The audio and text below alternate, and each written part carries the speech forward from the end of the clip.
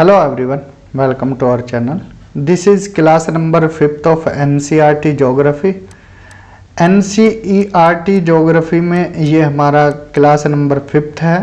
इससे पहले हमने 4 क्लासेस कराई हैं जिसमें हमने अर्थ एंड सोलर सिस्टम के बारे में पढ़ा। सेकंड क्लास में हमने फिर पढ़ा था ग्लोब के बारे में। थर्ड क्लास में हमने मोशंस ऑफ द अर्थ पढ़ा। फोर्थ क्लास में हमने मैप्स के बारे में पढ़ा था प्रीवियस क्लास में। आज की क्लास में हम पढ़ेंगे major domains of the earth. यहाँ पर अर्थ के जो मेजर डोमेन हैं जैसे लैंड है, फिर एयर है या फिर वाटर है, इन सब के बारे में हम यहाँ पर पढ़ेंगे। ठीक है, लिथोस्फेयर क्या है, हाइड्रोस्फेयर क्या है, एटमॉस्फेयर क्या है, इनके बारे में हम यहाँ पर विस्तार से चर्चा करेंगे with the help of diagram. तो चैप्टर को स्टार्ट करते हैं। अर्थ पर जैसा कि हमने पहले भी बताया था कि अर्थ सोलर सिस्टम में एकमात्र ऐसा ग्रह है जहाँ पर क्या है, जीवन पाया जाता है, जहाँ पर लाइफ पाई जाती है। The earth is the only planet which has life. Earth पर कौन कौन सी गैसेस हैं ये सब हमने बताया। अर्थ पर कौन सी गैसेस है ये आज की क्लास में ही हम बताएंगे कि नाइट्रोजन कितने % है या फिर ऑक्सीजन कितने % है। आगे आगे जैसे चैप्टर में मूव करेंगे ये सब चीज़ें हम यहाँ पर आपको बताएंगे। लैंड, एयर और वाटर ये प्रेजेंट हैं अर्थ पर और इसकी वजह से ही यहाँ पर जीवन पाया जाता है। अर्थ सरफेस क्या है, कॉम्प्लेक्स जोन है जिसमें 3 मेन कंपोनेंट हैं जो एक दूसरे को क्या है, ओवरलैप करते हैं, इंटरेक्ट करते हैं। कौन कौन से हैं वो, लिथोस्फेयर जो जिसके बारे में हम लैंड का एरिया पढ़ेंगे, हाइड्रोस्फेयर जिसमें हम वाटर का बारे में पढ़ेंगे, एंड एटमॉस्फेयर जहाँ हम एयर से रिलेटेड चीज़ें पढ़ेंगे। एयर प्लस जो भी गैसेस हैं इम्पोर्टेंट गैसेस वो। एयर और विंड में क्या डिफरेंस होता है ये आप कमेंट बॉक्स में बताइए। बाकी चैप्टर में हम जैसे जैसे आगे बढ़ेंगे एयर और विंड में आपको डिफरेंस भी खुद ब खुद पता लग जाएगा। बात करें लिथोस्फेयर की। लिथोस्फेयर जैसा कि हमने बताया लैंड एरिया के बारे में स्टडी होगी, हाइड्रोस्फेयर वाटर एरिया के बारे में, एटमॉस्फेयर यहाँ पर एयर के बारे में बात होगी, और जो इन तीनों का जो जोन है जो ओवरलैप करता है, ठीक है, वहाँ पर हम पढ़ेंगे किसके बारे में, बायोस्फीयर के बारे में। ठीक है, इन तीनों का इंटरेक्टिव जोन क्या हो जाता है, बायोस्फीयर बन जाता है। तो आज की क्लास में यही हम पढ़ने वाले हैं। लिथोस्फीयर की अगर डिफाइन की बात करें, simple define, the solid portion of the earth on which we live is called the lithosphere.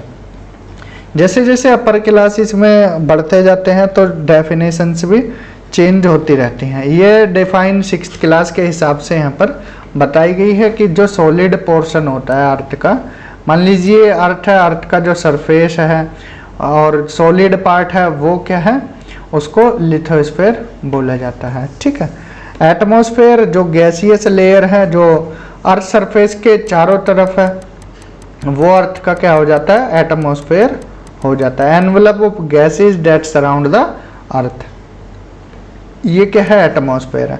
Hydrosphere वो पार्ट होता है जहाँ पर water covers a very big area of the earth surface and this area is called the hydrosphere. ठीक है, जहाँ पर हम वाटर के बारे में पढ़ेंगे, ओशियंस के वाटर बॉडीज, वो सब किस में आ जाएगा, हाइड्रोस्फीयर में। बात करें बायोस्फीयर की। बायोस्फीयर क्या है, एक नैरो जोन होता है जिसमें लैंड, वाटर और एयर इनको हम एक साथ पढ़ते हैं। Together which contains all form of life, यहाँ पर सभी प्रकार की क्या है, जीवन पाया जाता है। छोटे छोटे माइक्रो ऑर्गेनिज्म से लेकर बड़े बड़े जीव तक इस जोन में पाए जाते हैं। Microorganism to big animals. ठीक है, समझे लिथोस्फीयर क्या है, एटमॉस्फेयर क्या है, हाइड्रोस्फीयर क्या है, बायोस्फीयर क्या है। तो 1 बाय 1 पढ़ते हैं। लिथोस्फीयर क्या है, जैसा कि हमने डिफाइन बताइए, the solid portion of the earth is called the lithosphere. Lithosphere में हम क्या पढ़ते हैं, हिंदी में इसको क्या है, स्थल मंडल बोलते हैं। तो इसमें देखिए रॉक्स के बारे में विभिन्न विभिन्न रॉक्स पढ़ेंगे, ठीक है। सेडिमेंट्री रॉक्स क्या है, इग्नियस रॉक्स क्या है, मेटामॉर्फिक रॉक्स क्या है, ठीक है। जैसे अपर क्लासेस में आप बढ़ते जाओगे वैसे वैसे चीज़ें फिर आगे आप पढ़ते जाओगे, ठीक है। अपर क्लासेस में जैसे हम आगे पढ़ाएंगे तो वहाँ रॉक्स भी पढ़ाएंगे। सॉइल ये भी किसके अंडर में आता है, लिथोस्फीयर के। तो सॉइल के बारे में डिफरेंट टाइप्स ऑफ सॉइल पढ़ेंगे, alluvial soil, red soil, black soil, laterite soil, ठीक है। ये सारी सॉइल्स हम पढ़ेंगे। यहाँ पर क्या है, दो मेजर डिवीज़न किए जाते हैं अर्थ सरफेस के, एक कॉन्टिनेंट और एक ओशियन बेसिन, ठीक है। लिथोस्फीयर जो अपर पार्ट है अर्थ का, उसको क्या है, लिथोस्फीयर बोला जाता है। अगर इसकी गहराई की बात, डेप्थ की बात की जाए तो कितनी होती है, पूछ लिया जाता है कहीं कहीं 100 किलोमीटर तक होती है। भूपर्पटी की बात की जाए तो भूपर्पटी की कितनी होती है, 30 से 35 किलोमीटर तक होती है, लेकिन लिथोस्फीयर की 100 किलोमीटर होती है। अब ऐसा क्या है डिफरेंस इस क्रस्ट और लिथोस्फीयर में? देखिए क्रस्ट में सिंपल सॉलिड पार्ट आता है, लेकिन जो लिथोस्फीयर है इसमें क्या है, मेंटल का जो सेमी लिक्विड पार्ट होता है, ठीक है, जो एस्थेनोस्फीयर वाली लेयर होती है उसका जो मोल्टन मैग्मा वाला पार्ट होता है वो भी लिथोस्फीयर में इंक्लूड किया जाता है, ठीक है। इसलिए लिथोस्फीयर की जो डेप्थ है वो 100 किलोमीटर तक है, ध्यान रखना है, और जो क्रस्ट है वो 30 से 35 किलोमीटर तक पाया जाता है। अब इसमें भी दो लेयर होती है, कॉन्टिनेंटल वाली, एक ओशियन बेसिन वाली, ठीक है। जो वाटर लेवल पढ़ेंगे यहाँ पर वाटर के बारे में, वो तो हम पढ़ेंगे हाइड्रोस्फीयर में। The level of sea water remains the same everywhere, बहुत इंपॉर्टेंट लाइन है, नोट डाउन करना। जो सी वाटर लेवल है वो सभी जगह क्या है, सेम होता है, ठीक है। लेकिन elevation of land is measured from the level of the sea which is taken है 0। जो एलिवेशन नापी जाती है, जैसे मान लीजिए माउंटेन है या प्लेट्यू है, प्लेट्यू वाला रीजन, ये सब कहाँ से, सी लेवल से, जो 0 होता है वहाँ से मापा जाता है, ठीक है। कितनी हाइट है, कितनी डेप्थ है। जैसे हाइट की बात करें, माउंट एवरेस्ट है, माउंट एवरेस्ट जिसकी हाइट कितनी है, 8848 मीटर है। या फिर गहराई की बात करें तो मैरियाना ट्रेंच है, मैरियाना ट्रेंच जो कि पैसिफिक ओशियन में है, ठीक है। इसकी जो अप्रोक्स डेप्थ है नियरली 11,000 के आसपास है, नियरली 11,000 मीटर है, ठीक है। तो हमने यहाँ हाईएस्ट पॉइंट माउंट एवरेस्ट देखा, मैरियाना ट्रेंच जो सबसे डीपेस्ट पॉइंट है, नियरली 11,000 मीटर के आसपास इसकी डेप्थ है। तो वो कहाँ से नापे जाते हैं, सब 0 से, सी लेवल से यहाँ से मापा जाता है। 7 कॉन्टिनेंट है, Asia, Africa, north America, South America, Europe, Australia and Antarctica. इनको अभी हम आगे विस्तार से चर्चा करेंगे एक एक कॉन्टिनेंट के बारे में। हाइड्रोस्फीयर की बात करें, देखिए हाइड्रोस्फीयर सिंपली अर्थ, जैसा कि हमने बताया, लैंड पाई जाती है एंड वाटर पाया जाता है। लैंड की बात करें तो वाटर की बात करें तो 71% जो एरिया है पृथ्वी का वो क्या है, वाटर से कवर्ड है। इसलिए पृथ्वी को क्या है, ब्लू प्लैनेट भी बोला जाता है, ठीक है। ब्लू प्लैनेट, नीला ग्रह बोला जाता है, क्योंकि अगर आप ऊपर से देखोगे अंतरिक्ष से तो पृथ्वी कैसा नीला ग्रह दिखाई देती है। क्यों? क्योंकि पानी की यहाँ पर मात्रा ज़्यादा है, 71%, लेकिन ये जितना पानी पाया जाता है इसमें पीने योग्य सिर्फ 2.5% है। जो फ्रेश वाटर है वो कितना है, ओनली 2.5%, और बाकी क्या है, खारा पानी है, ओशियनिक वाटर है 97.5%, ठीक है। ये पानी जो भी पृथ्वी पर पाया जाता है उसका ये रेशियो बताया। बाकी 29% पर क्या है, लैंड पाई जाती है, स्थल वाला भाग पाया जाता है। जिसमें भी लैंड कौन से कॉन्टिनेंट में ज़्यादा, नदन हेमिस्फेयर में लैंड एरिया ज़्यादा है, और सदर्न हेमिस्फेयर की बात करें तो सदर्न हेमिस्फेयर में क्या है, वहाँ पर वाटर एरिया ज़्यादा पाया जाता है। ठीक है। 5 मेजर ओशियन से इनके बारे में भी देखेंगे, Pacific ocean, Atlantic ocean, Indian ocean, southern ocean and Arctic ocean. ठीक है, 5 ओशियन को हम इनको विस्तार से देखेंगे। बात करें एटमॉस्फेयर की, एटमॉस्फेयर क्या है? अर्थ है, सराउंड है लेयर ऑफ गैसेस से, उसी को क्या है एटमॉस्फेयर बोला जाता है। सिंपल शब्दों में बोला जाए, the envelope of the gases is called atmosphere. ठीक है, जो गैसेस की लेयर है उसी को एटमॉस्फेयर बोला जाता है। जैसे अर्थ है, इसके चारों तरफ क्या है एनवलप है, एक तरह से गैसेस की क्या है लेयर बनी हुई है, यही क्या है एटमॉस्फेयर है, एटमॉस्फेयर। ठीक है, एटमॉस्फेयर अगर एक्सटेंड इसकी हाइट देखा जाए कि कितनी हाइट तक है, 1600 किलोमीटर तक है। ठीक है, 1600 किलोमीटर तक इसकी क्या है हाइट है। लेयर्स अलग अलग पाई जाती हैं, जैसे नीचे से चलें तो ट्रोपोस्फेयर, स्ट्रेटोस्फेयर, मीजोस्फेयर, थर्मोस्फेयर और एक्सोस्फेयर। ठीक है, ये लेयर पाई जाती हैं। गैसेस की बात करें तो गैसेस नाइट्रोजन 78% पाई जाती है, ऑक्सीजन 21%, बाकी 1% में CO2, आर्गन और बाकी अदर गैसेस पाई जाती हैं। तो सबसे ज़्यादा गैस कौन सी पाई जाती है? नाइट्रोजन गैस पाई जाती है, देन इसके बाद ऑक्सीजन और 1% में बाकी सारी गैसेस पाई जाती हैं। ऑक्सीजन क्या हेल्प करती है? Oxygen is the breath of life. ठीक है, ऑक्सीजन किस काम में आती है? जो आप सांस लेते हो, ठीक है, वो ऑक्सीजन गैस उसके काम आती है। लेकिन नाइट्रोजन कहाँ काम आती है? Nitrogen helps in the growth of living organism. Living organism की ग्रोथ में कौन सी गैस काम करती है? Nitrogen. The density of atmosphere varies with height. ठीक है, जो डेंसिटी है एटमॉस्फेयर की वो क्या है वेरी करती है हाइट के अकॉर्डिंग।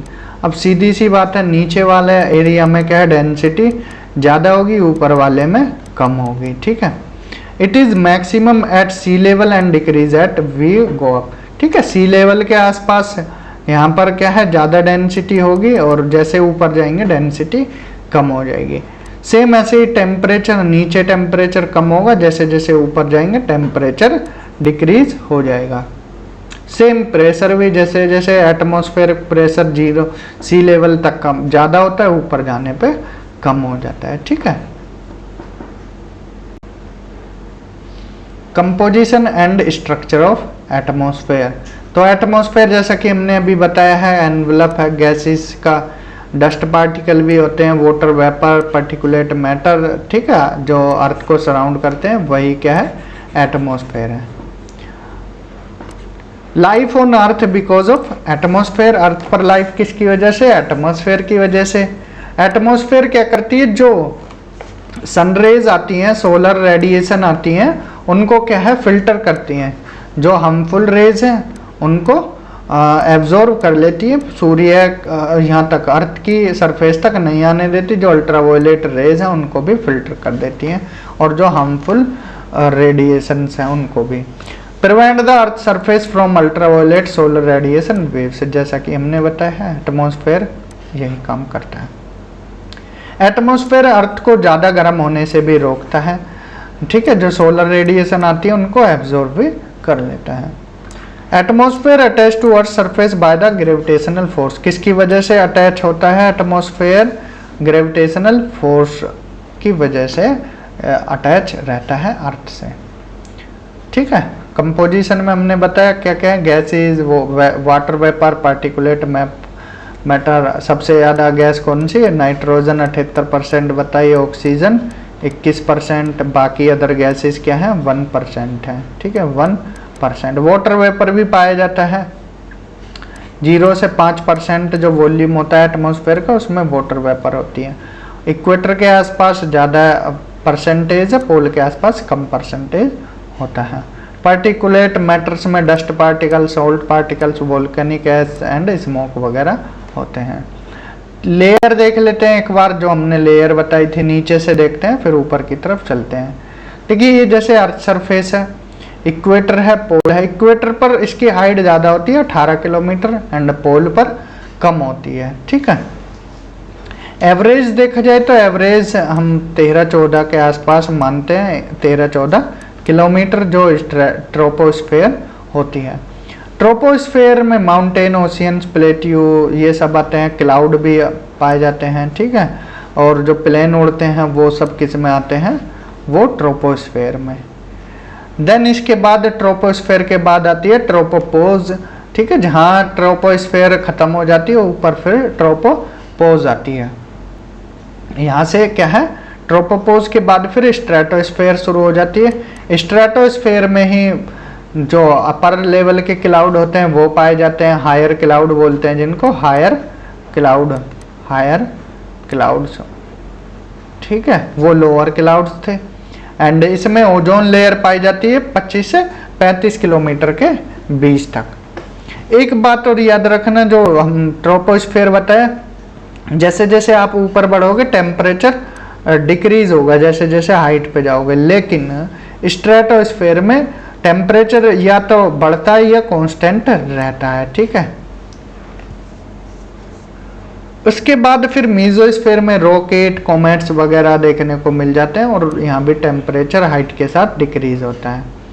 और हाइट इनकी याद रखना, 18 इक्वेटर और 8 पोल किसकी थी, ट्रोपोस्फेयर की।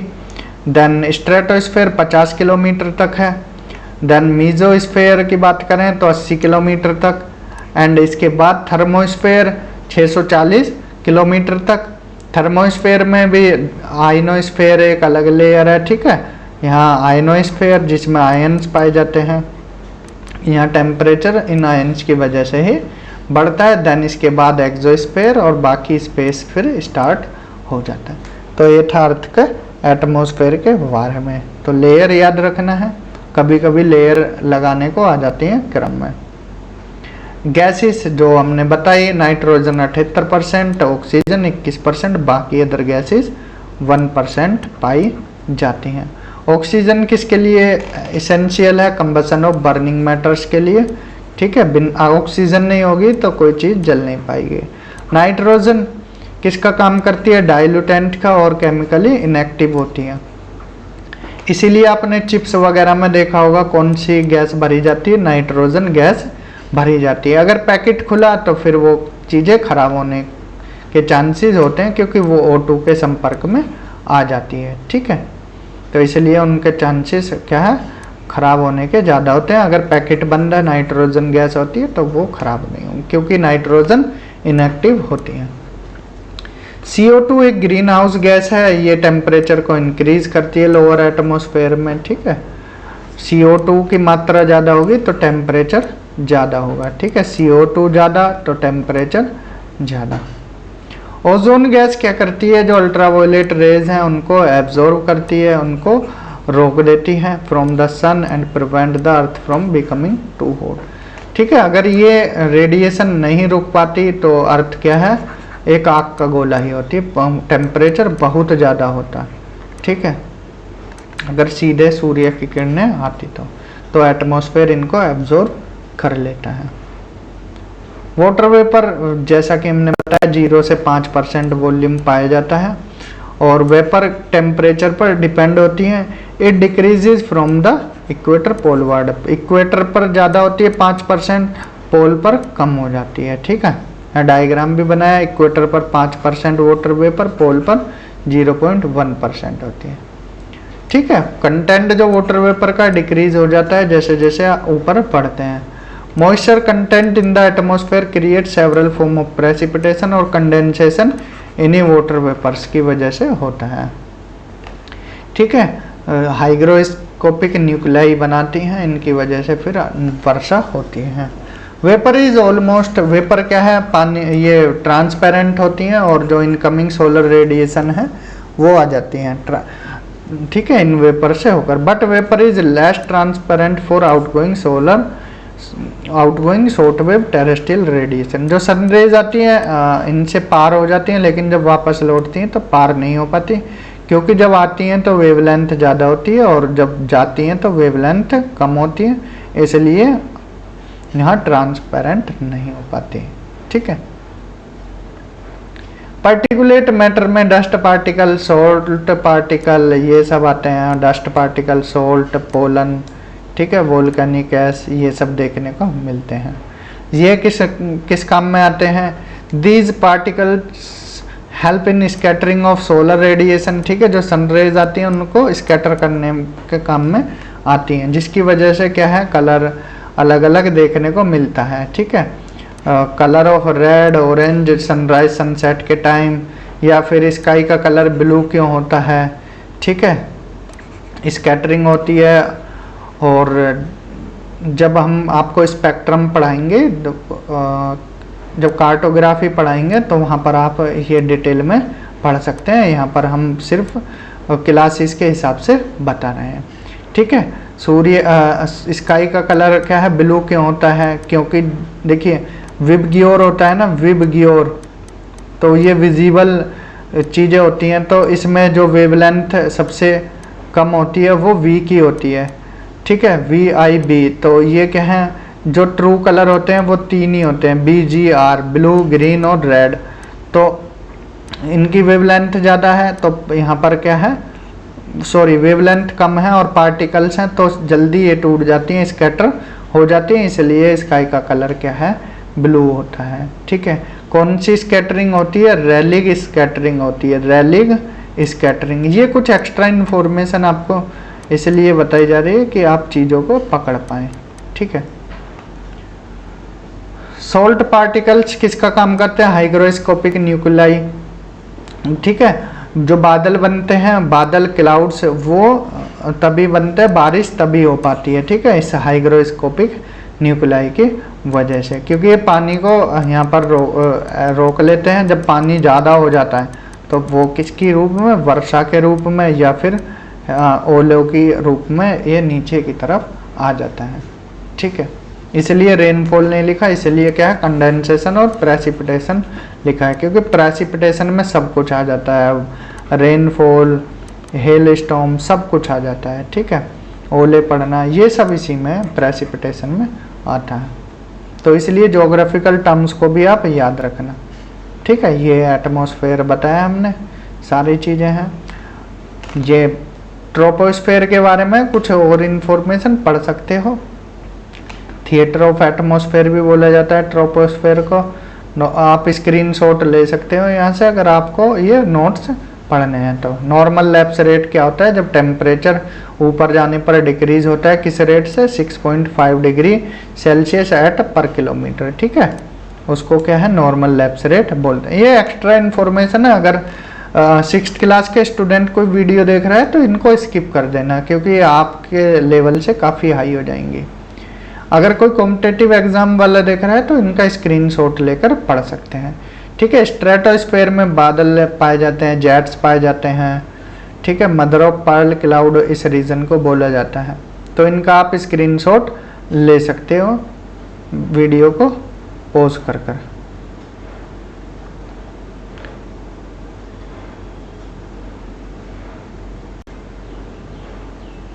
मीजोस्फेयर है, जैसा कि हमने स्टार्टिंग में बताया है।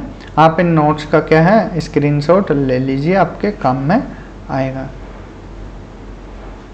ये थर्मोस्फेयर है, यहाँ ऑरोराज पाए जाते हैं, 2 पार्ट में होता है, आइनोस्फेयर, एक्सोस्फेयर, ठीक है। ये एक्सोस्फेयर है, 640 से 1000 किलोमीटर के आसपास। अब देखते हैं बायोस्फेयर के बारे में, ठीक है। वो कुछ एक्स्ट्रा नोट्स हमने लगा दिए थे जो कॉम्पिटिटिव एग्जाम के हैं, वो क्या है, यहाँ से और एक्स्ट्रा नॉलेज गेन कर सकें। बायोस्फेयर क्या है? बायोस्फेयर नैरो जोन है जहाँ पर लैंड, वाटर और एयर क्या है, कॉन्टैक्ट करते हैं। All organism including humans are linked to each other and to the biosphere for survival, ठीक है। बायोस्फेयर में प्लांट किंगडम के बारे में पढ़ते हैं, एनिमल किंगडम के बारे में पढ़ते हैं। तो यहाँ पर हमने जो मेजर डोमेन्स थे, लिथोस्फेयर, हाइड्रोस्फेयर, एटमॉस्फेयर, इनके बारे में देखा, एंड बायोस्फेयर। अब थोड़ा एनसीईआरटी में देख लेते हैं, ठीक है। ये कुछ ऐसी जैसे the earth is the only planet which has life, earth एकमात्र प्लैनेट है जहाँ पर लाइफ पाई जाती है। Human being can live here, क्योंकि यहाँ लैंड, वाटर और एयर प्रेजेंट होती है, इसलिए रह लेता है। कॉम्प्लेक्स जोन है, इसमें जो 3 मेन कंपोनेंट हैं लैंड वाटर एयर, वो क्या करते हैं, मीट, ओवरलैप एंड इंटरेक्ट करते हैं। सॉलिड पार्ट को लिथोस्फेयर, गैसियस पार्ट को एटमॉस्फेयर, वाटर पार्ट को हाइड्रोस्फेयर और बायोस्फेयर एक नैरो जोन है। लिथोस्फेयर के बारे में हमने बताया था, कॉन्टिनेंट, ओशियन, बेसिन। अब देखिए ये डायग्राम है, ठीक है, मैप है, ये वर्ल्ड मैप। अब इसमें देख लीजिए जो 7 प्लैनेट बताए थे, नॉर्थ अमेरिका है, ठीक है, साउथ अमेरिका है, यूरोप है, एशिया है, अफ्रीका है, ऑस्ट्रेलिया है एंड अंटार्कटिका। ये कितने प्लैनेट कॉन्टिनेंट्स हो गए, 7, ठीक है। Number 1 north America continent, second south America, third Europe, fourth Asia continent, fifth Africa, sixth Australia and 7th Antarctica. 5 हमने सी भी बताए थे, पैसिफिक ओशियन है, ठीक है, number 1 Pacific ocean, number 2 Atlantic ocean, number 3 Indian ocean, ठीक है, आप ध्यान से देखते रहना, and Arctic ocean number 4 Arctic, and number 5 southern ocean, ठीक है। ये ओशियन के बारे में देखा, 7 प्लैनेट है, 5 ओशियन है। कॉन्टिनेंट्स के बारे में देख लेते हैं एक बार। देखिए जो हमने माउंट एवरेस्ट की हाइट बताई थी 8,848, ये हाईएस्ट माउंटेन पीक है अर्थ पर, एंड ग्रेटेस्ट डेप्थ कितनी है, 11,022 मीटर। जैसा कि हमने बताया नियरली 11,000 के आसपास बताया था ना, नियरली 11,000, तो 11,022 मीटर मैरियाना ट्रेंच कहाँ, पैसिफिक ओशियन में है।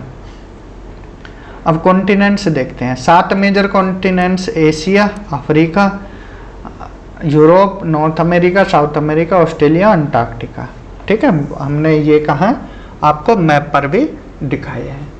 एशिया लार्जेस्ट कॉन्टिनेंट है, it covers 1/3 of the total land area of the earth, ठीक है, 1/3 भाग जो है वो एशिया कवर करता है। देखिए मैप में देख रहे होगे ना, एशिया सबसे बड़ा कॉन्टिनेंट है।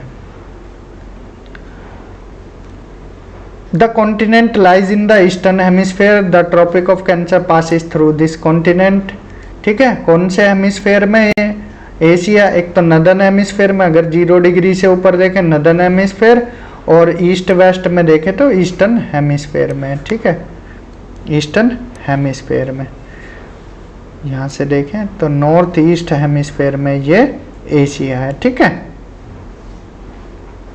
थोड़ा इसका कुछ भाग किस में आ जाता है, सदर्न में भी आ जाता है, तो कंप्लीटली नहीं बोल सकते कि नदर्न हेमिस्फेयर में, कंप्लीटली नदर्न में नहीं है, कुछ पार्ट इसका कहाँ है, सदर्न में भी, लेकिन ईस्ट हेमिस्फेयर में पूरा ये लाई करता है, ठीक है, ईस्ट हेमिस्फेयर में।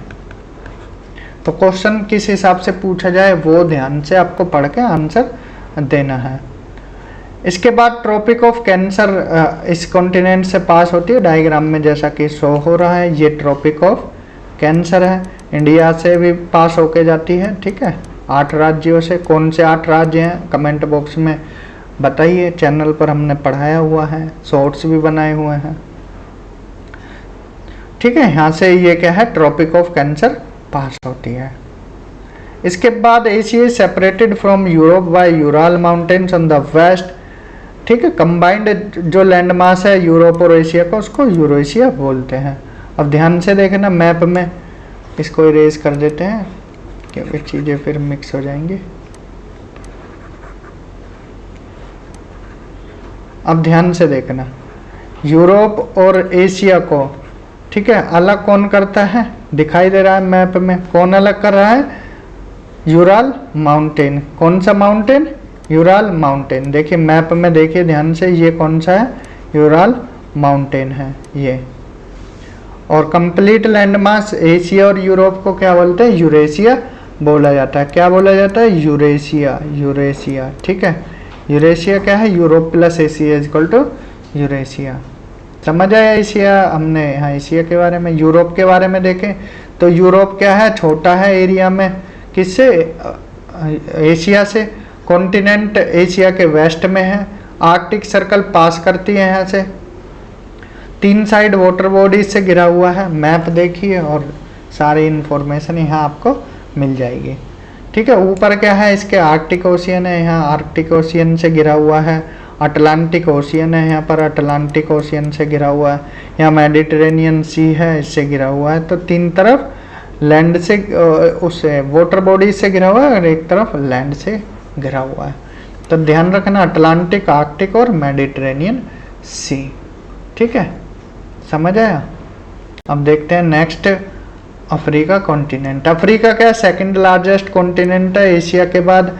0 डिग्री लैटिट्यूड यहाँ से गुजरती है। इवन अफ्रीका एकमात्र प्लैनेट है जहाँ से 3 लाइन्स, कौन कौन सी, 0 degree, Tropic of Cancer, Tropic of Capricorn, यहाँ से गुजरती हैं तीनों line. Equator, Tropic of Cancer, Tropic of Capricorn Africa से गुजरती हैं। मैप में ध्यान से देखना है, देखिए एक बार इसको, ये अफ्रीका कॉन्टिनेंट है। ठीक है, तो यहाँ से क्या क्या गुजर रहा है ध्यान से देखना है। 0 डिग्री अफ्रीका से गुजर रही है। ट्रॉपिक ऑफ कैप्रिकॉर्न गुजर रही है, ट्रॉपिक ऑफ कैंसर। एकमात्र कॉन्टिनेंट है जहाँ से तीनों लाइन गुजरती हैं। कौन कौन सी, 0 degree, Tropic of Cancer, Tropic of Capricorn. ठीक है, Africa is the only continent जहाँ से तीनों पास होती हैं। ठीक है, it is the only continent through which the Tropic of Cancer, equator and Tropic of Capricorn. सारा डेजर्ट जो कि दुनिया का सबसे बड़ा लार्जेस्ट हॉट डेजर्ट है वो भी अफ्रीका में है। कॉन्टिनेंट तीनों साइड से ओशियन और सीज से घिरा हुआ है। मैप में देखना, वर्ल्ड की लार्जेस्ट लॉन्गेस्ट रिवर, लार्जेस्ट नहीं लॉन्गेस्ट रिवर नाइल ही अफ्रीका में फ्लो करती है। अगर लार्जेस्ट रिवर पूछा जाए कौन सी है, लार्जेस्ट अमेजोन रिवर है और लॉन्गेस्ट नाइल रिवर है। अब इनमें अंतर क्या होता है लार्जेस्ट और लॉन्गेस्ट में, देखिए सबसे लंबी पूछा नाइल, सबसे बड़ी पूछा तो अमेजोन रिवर है। क्यों, क्योंकि इसका जो वाटर बेसिन है वो नील से ज़्यादा है। ठीक है, ऐसे समझाते हैं, अभी भी समझ नहीं आया होगा। देखिए ये क्या है, मान लीजिए ये 2 रिवर हैं।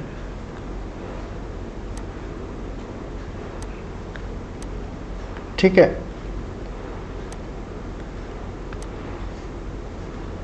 एक रिवर ये है और एक रिवर ये है।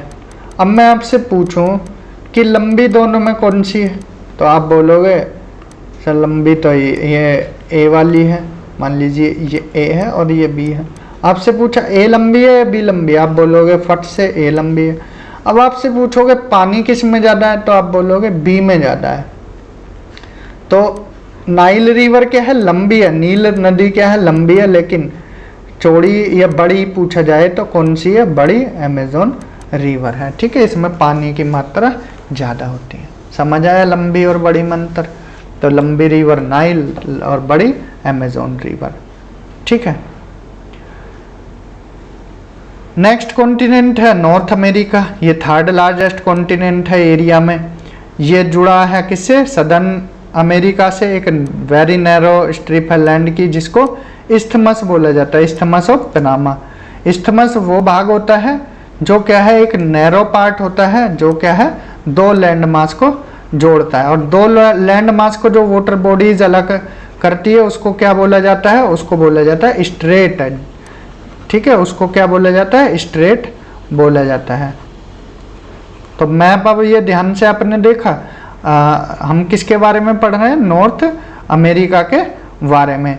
तो नॉर्थ अमेरिका, ये नॉर्थ अमेरिका है, ये साउथ अमेरिका है, दोनों के बीच में एक पट्टी है, इसको इस्थमस ऑफ पनामा बोला जाता है। ठीक है, नॉर्थ अमेरिका के अगर आप इस साइड देखोगे तो पैसिफिक ओशियन है दोनों के, और इस साइड क्या है, अटलांटिक ओशियन है।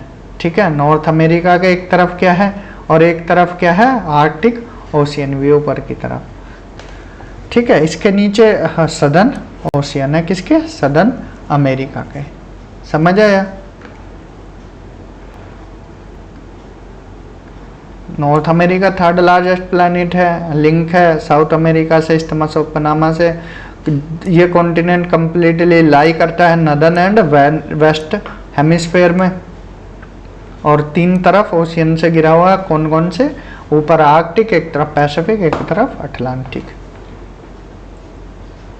सदर्न हेमिस्फेयर ये मोस्टली कहाँ लाई करता है? सदर्न हेमिस्फेयर में। साउथ अमेरिका कॉन्टिनेंट मोस्टली कहाँ लाई करता है? सदर्न हेमिस्फेयर में। ठीक है। विच 2 ओशियंस अराउंड, 2 ओशियंस हैं, एक तरफ पैसिफिक, एक तरफ अटलांटिक। इधर क्या है? पैसिफिक है, इधर की तरफ पैसिफिक, और इधर की तरफ अटलांटिक। ठीक है। इस्थमस, जैसा कि हमने बताया, narrow strip of land joining 2 land mass, उसको इस्थमस बोला जाता है। और जो वाटर बॉडी अलग करती है 2 लैंड को, वो उसको स्ट्रेट बोलते हैं, स्ट्रेट जल संधि। जैसे भारत और श्रीलंका के बीच में है पाक स्ट्रेट, PAL के पाक स्ट्रेट। यहाँ पूछा गया है name the straight between India and Sri Lanka, तो पाक स्ट्रेट इसका करेक्ट आंसर है। PAL के, L साइलेंट है। ठीक है। पाक स्ट्रेट, पाक जल संधि या जल डमरू। ठीक है। अब जो सदर्न हेमिस्फेयर है, इसका यहाँ पर कौन सा माउंटेन है? एंडीज माउंटेन की ये श्रृंखला है पूरी। ठीक है। जो दुनिया की सबसे लॉन्गेस्ट श्रृंखला है। साउथ अमेरिका है द वर्ल्ड लार्जेस्ट रिवर। देखिए हमने बताया था ना, पहले ही बता दिया था जब अफ्रीका में हमने नाइल पढ़ी थी कि लॉन्गेस्ट रिवर है। लार्जेस्ट कौन सी है? अमेजोन रिवर है। ठीक है। लार्जेस्ट लॉन्गेस्ट में हमने अंतर ऊपर ही बता दिया। नेक्स्ट कॉन्टिनेंट है ऑस्ट्रेलिया कॉन्टिनेंट, स्मॉलेस्ट कॉन्टिनेंट है जो एंटायरली सदर्न हेमिस्फेयर में है। It is surrounded on all side by the ocean and seas, इसलिए इसको आइलैंड कॉन्टिनेंट भी बोला जाता है। चारों तरफ वाटर बॉडी से घिरा हुआ है। नेक्स्ट कॉन्टिनेंट है अंटार्कटिका, 7th नंबर का कॉन्टिनेंट। कंप्लीटली लाई करता है सदर्न हेमिस्फेयर में। South Pole lies almost at the centre of this continent. जो साउथ पोल है वो इस कॉन्टिनेंट का क्या है? सेंटर पॉइंट की तरह है almost. It is located in the south polar region. It is permanently covered, यहाँ पर आइस शीट पाई जाती है हमेशा। नो परमानेंट ह्यूमन सेटलमेंट है, कोई इंसान का परमानेंट सेटलमेंट नहीं है। हालांकि रिसर्च स्टेशन बने हुए हैं अंटार्कटिका में, जैसे भारत के भी हैं, मैत्री और भारती। तो यहाँ पर जो रिसर्चर हैं, साइंटिस्ट हैं, वो जाते हैं और अपनी रिसर्च करते हैं। ठीक है। ये था किसके बारे में? 7 कॉन्टिनेंट के बारे में। उसके बाद हाइड्रोस्फीयर है। हाइड्रोस्फीयर हमने जैसा बताया बिलो प्लैनेट 71% एरिया पर पानी है, 29 पर लैंड है। यहाँ पर हम 5 क्या है ओशियन देख लेते हैं। 5 ओशियन कौन कौन से थे? तो पहले देखते हैं पैसिफिक ओशियन, लार्जेस्ट ओशियन है। ठीक है। जो 33% हिस्सा है वो क्या है? कौन सा ओशियन घेरे हुए है पूरी पृथ्वी का? Pacific ocean. मैरियाना ट्रेंच जो डीपेस्ट पार्ट है अर्थ का, वो पैसिफिक ओशियन में ही है। ठीक है। इसका शेप कैसा है? ऑलमोस्ट सर्कुलर शेप है। एशिया, ऑस्ट्रेलिया और नॉर्थ एंड सदर्न अमेरिका इसके चारों तरफ है। ठीक है। मैप में देखोगे तो आपको सारी चीज़ें क्लियर हो जाएंगी। ठीक है। एक बार आपको पैसिफिक ओशियन दिखाते हैं। ठीक है। ये कौन सा ओशियन है? Pacific ocean. ये कौन सा ओशियन है? Pacific ocean. अब आप सोच रहे होगे क्या ये अलग अलग है इधर और इधर? नहीं, ये एक ही है। अर्थ हमारी कैसी है? गोल है। ठीक है। जियोइड शेप में। तो ये भाग यही वाला भाग है, ये मत समझना ये इधर है ये इधर है।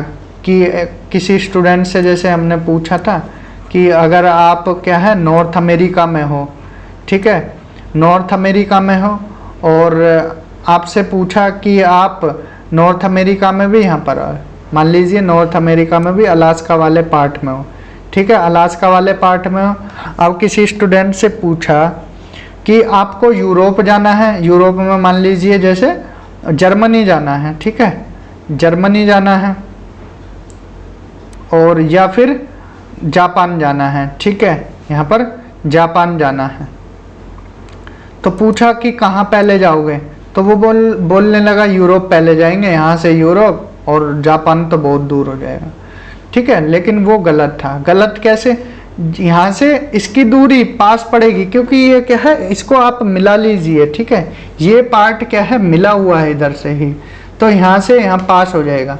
जैसे जब सेकेंड वर्ल्ड वॉर हुआ था, अमेरिका और जापान इनके बीच में यहाँ पर बमबारी हो रही थी, यहाँ पर क्या है वो छोड़ा था परमाणु बम भी, तो वो इधर से नहीं छोड़ा था, यूरोप अफ्रीका इनसे होते हुए एशिया से तब जापान गया था। वो क्या है, समुद्र यहाँ पैसिफिक ओशियन है, इससे होते हुए यहाँ पर फिर गिरा दिए थे हिरोशिमा नागासाकी पर। तो समझ आया कि ये एक ही पार्ट है, पैसिफिक ओशियन है ये, और ये एक ही पार्ट है, ठीक है।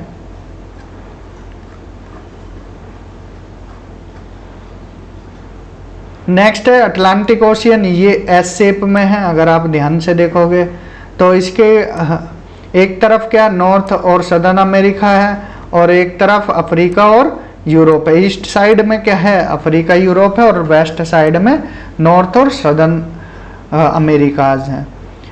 कोस्ट लाइन जो है अटलांटिक ओशियन की हाईली इंडेंटेड है, कटी छटी है। The irregular and intended coast line provide ideal location for natural harbours and ports, ठीक है। जो कटी फटी ये लाइंस हैं, ये किसके काम आती है, नेचुरल हार्बर्स और पोर्ट्स बनाती हैं, ठीक है, जो कॉमर्स के व्यू पॉइंट से काफ़ी हेल्पफुल होता है। इसीलिए अटलांटिक ओशियन क्या है, बिजिएस्ट ओशियन है। मैप में आप देख सकते हो, एक बार दिखा भी देते हैं आपको कि कोई कंफ्यूजन आपको रहे ना, ठीक है। ये क्या है, अटलांटिक ओशियन है पूरा।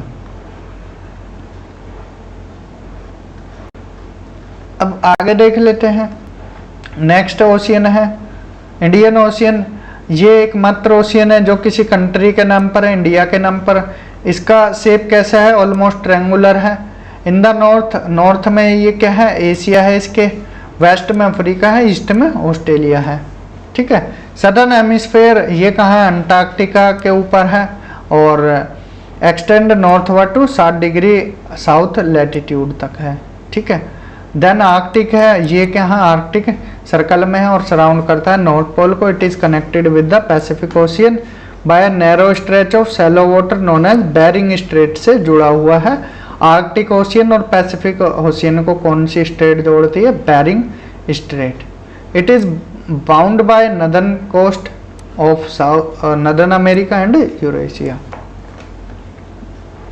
देन हाइड्रोस्फीयर के बाद एटमॉस्फेयर पढ़ा था हमने काफ़ी डिटेल में, लेयर भी पढ़ी थी, कुछ छूटा नहीं है। 78% और नाइट्रोजन, 21% ऑक्सीजन, 1% बाकी गैसेज, ठीक है। ये हमने काफ़ी डिटेल में पढ़ा था एटमॉस्फेयर। फिर बायोस्फीयर आता है, ये नैरो जोन है लैंड वाटर और एयर का, जहाँ पर लाइफ पाई जाती है। अब देखिए ये बायोस्फीयर है, यहाँ एटमॉस्फेयर भी है, ठीक है, लिथोस्फीयर भी है, हाइड्रोस्फीयर भी है। इन तीनों जोन को मिलाकर क्या हो जाता है, बायोस्फीयर,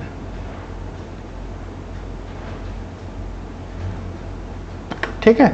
यहाँ all the living organism include human are link to each other and to biosphere for survival, ठीक है।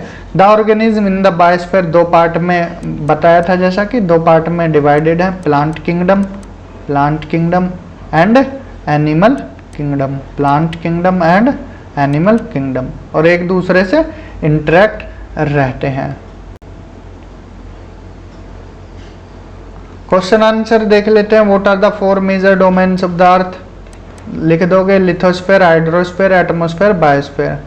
Name the major continents of the earth, ठीक है। अगर एक पूछा तो सिंपल एशिया लिख दोगे, मेजर कॉन्टिनेंट्स पूछे तो सीधी सी बात है 7 ही कॉन्टिनेंट है, आप क्रम में इनको लगा सकते हो area wise. Asia, Africa, north America, South America, Europe, Australia, ठीक है, Antarctica. Name the 2 continent that lie entirely in the southern hemisphere. 2 continent बताने जो कंप्लीटली सदर्न हेमिस्फीयर में। देखिए आपको अगर हम मैप दिखाएंगे आप खुद ब खुद बता दोगे, फिर हमें बताने की भी ज़रूरत नहीं की। 2 कॉन्टिनेंट जो कंप्लीटली कहाँ लाई करते हैं, सदर्न हेमिस्फेयर में। अब ध्यान से देखना, इसको इरेज कर देते हैं। अब देखो ये 7 कॉन्टिनेंट बताए थे जैसा कि हमने। सदर्न हेमिस्फेयर में 2 पूछे हैं जो एंटायरली लाई करते हैं। तो ये 0 डिग्री लाइन है, ठीक है, 0 डिग्री लाइन, ये 0 डिग्री लाइन है। कंप्लीटली पूछे हैं, ठीक है, पार्शियली नहीं। अब कंप्लीटली कौन कौन से, अब ये भी नहीं आएगा, ये भी नहीं आएगा, ये 3 तो वैसे भी नहीं आएंगे, एशिया, यूरोप और नॉर्थ अमेरिका। सिर्फ कौन आएगा, ऑस्ट्रेलिया और अंटार्कटिका, ठीक है। करेक्ट आंसर क्या हो जाएगा, ऑस्ट्रेलिया और अंटार्कटिका इसका करेक्ट आंसर हो जाएगा, ठीक है। इजी क्वेश्चन है। Name the different layers of atmosphere, ये समझ आया ना, 2 कॉन्टिनेंट ऑस्ट्रेलिया और Antarctica. Name the different layers of atmosphere, troposphere, stratosphere, mesosphere, thermosphere, ठीक है, एंड एक्सोस्फेयर, ये लिख सकते हो। डायग्राम भी बना सकते हो, अच्छे नंबर लेने हैं। Why is the earth called the blue planet, क्योंकि यहाँ पर 79% एरिया पर पानी पाया जाता है। Why is the northern hemisphere called the land hemisphere, क्योंकि यहाँ पर ज़्यादा कॉन्टिनेंट्स पाए जाते हैं as compare to southern hemisphere. Why is the biosphere important for living organism, क्योंकि यहाँ तीनों जोन इंटरेक्ट करते हैं, लैंड, एयर और वाटर, ठीक है, इसलिए इम्पोर्टेंट है लिविंग ऑर्गेनिज्म के लिए। Tick the correct answer, the mountain range that separate Europe from Asia, Europe को एशिया से कौन सी माउंटेन रेंज अलग करती है, तो यूराल माउंटेन बताया था। The continent of North America is link to South America, किससे जुड़ा हुआ है नॉर्थ अमेरिका, साउथ अमेरिका से, ठीक है। तो हमने जैसा कि दिखाया था, एक बीच में इस्थमस है, कहाँ पर इस्थमस है, ये वाला पार्ट इस्थमस है, इस्थमस ऑफ पनामा, ठीक है। इस्थमस वो नैरो लैंड एरिया होता है जो 2 लैंड एरिया को ज्वाइन करता है। The major constant of atmosphere by percentage, सबसे ज़्यादा कौन सी गैस है, नाइट्रोजन 78% है। The domain of the earth consisting of solid rock is, उसको क्या बोलते हैं, lithosphere. Which is the largest continent, तो एरिया वाइज एशिया है। The deepest point on the earth is, fill in the blanks देख लेते हैं, in the is the Mariana Trench. Mariana trench कहाँ है, मैरियाना ट्रेंच है पैसिफिक ओशियन में।